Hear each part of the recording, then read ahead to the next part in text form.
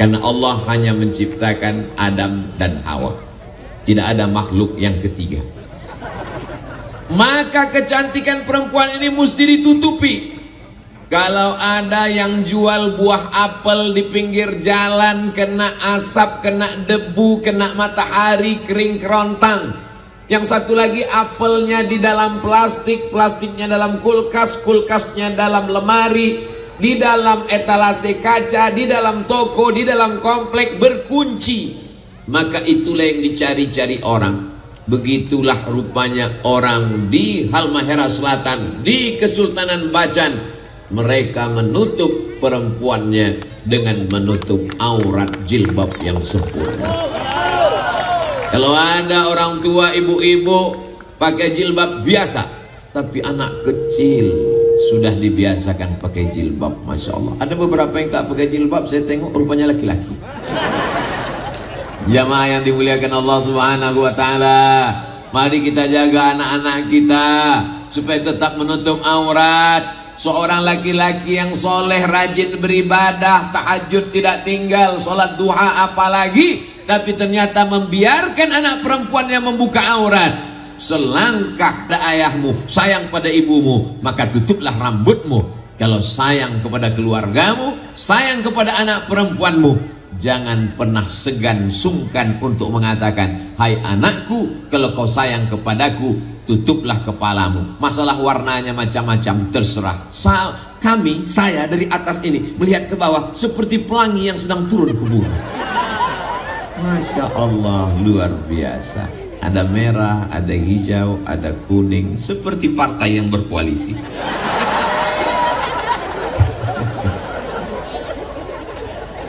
Sama-sama la ilaha illallah Muhammadun Rasulullah. Ustadz Somad, dulu saya tidak pakai jilbab, rambut saya belum ditutup. Kenapa sekarang ditutup? Sudah hijrah, sudah taubat? Bukan Pak Ustadz, karena ubannya banyak. Itu namanya KPU, kepala penuh uban. Mohon maaf. Jamaah yang dimuliakan Allah Subhanahu wa Ta'ala, sekarang begitu mudahnya orang mempertontonkan auratnya. Padahal ini diminta pertanggungjawaban di hadapan Allah. La tus'alunna yawma idzin 'anin.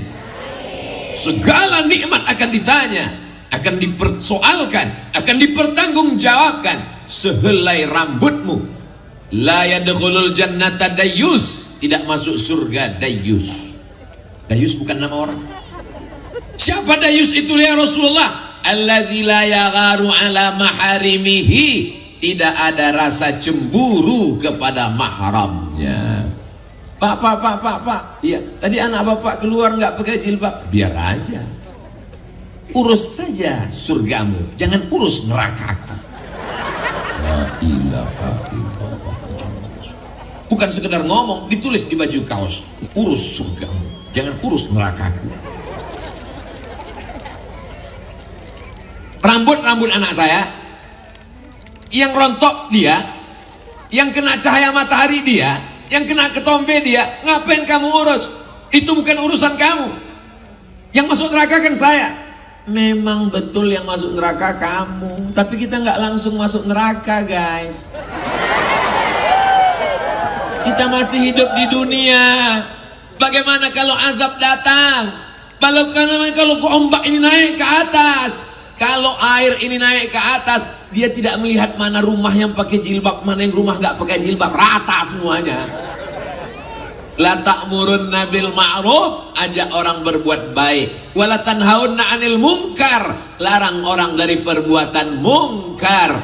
La yusikanna ayyab'atsallahu 'alaikum iqaban, dikhawatirkan Allah akan menurunkan hukuman. Ketika hukuman itu datang, kamu berdoa kepada Allah, ya 19 tahun pakai hijab, pakai jilbab, baju panjang, itu tidak lain tidak bukan adalah dalam rangka amar ma'ruf nahi mungkar. Hei Abdul Somad, apa urusanmu di Halmahera Selatan? Apa urusanmu di Pulau Bacan? Kamu kan orang Pulau Sumatera, kamu orang Riau. Siapa bilang saya orang Riau? Setelah sholat subuh tadi saya sudah dinobatkan sebagai orang Pulau Bacan. Apa kamu tidak melihat batu cincinku Bacan? kanan bacaan, kiri bacaan. Ustaz cuma punya dua, ada dua lagi di kantong.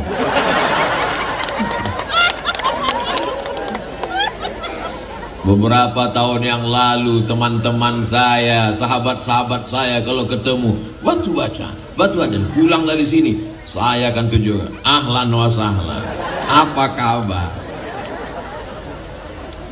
Begitu hebatnya nama bacaan dibawa kemana-mana. Hari ini saya sampai, bukan hanya sekedar sampai, bukan sekedar tausiah, belum selesai.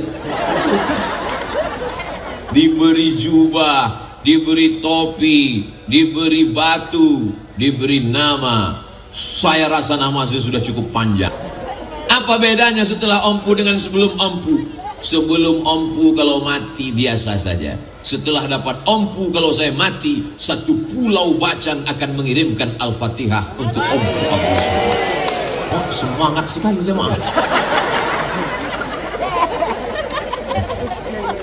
Siapa yang sanggup mengontrol anaknya pakai jilbab 24 jam di kamarnya? Jalan dengan siapa?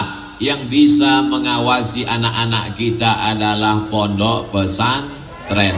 Ustadz Salim Afillah datang bersama Ustadz Rafiq, bersama ustadz-ustadz kita membangun pondok pesantren di Sofifi. Bukan pesantren Abdul Somad, bukan pesantren Ustadz Salim, namanya Pesantren Masyarakat Maluku Utara, supaya anak kita selamat rambutnya, selamat harkat martabat, selamat kehormatannya. Mudah-mudahan pesantren ini sampai hari kiamat tetap kekal abadi, amin ya rabbal alamin. Bagi bapak ibu yang mau melihat, silakan datang ke Sofifi.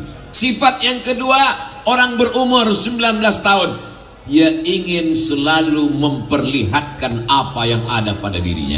Kalau laki-laki, dia ingin menunjukkan ke temannya, saya hebat ngebut naik motor. Oh, akhirnya dia pun pakai motor yang knalpotnya sudah di khitan masal, suaranya menggelegar. Dia gas, ada tetangga sakratul maut, ninggal kontan. Orang sholat maghrib, dia ngebut, ghairil maghdubi alaihim waladdallin.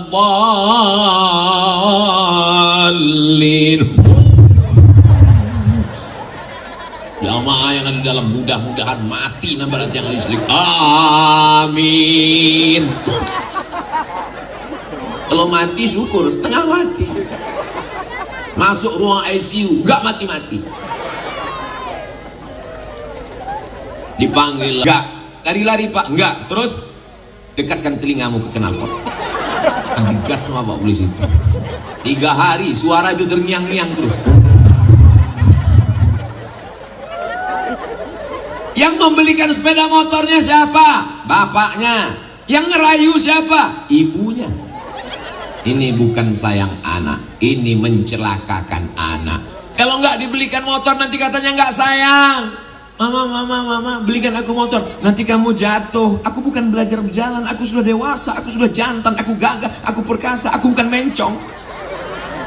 Akhirnya dibelikan. Ternyata sayang kita sudah mencelakakan anak. Maka solusinya tidak lain tidak bukan adalah masuk pesantren. Anak saya belum masuk pesantren, masih SD. Tapi ponakan saya yang membawanya.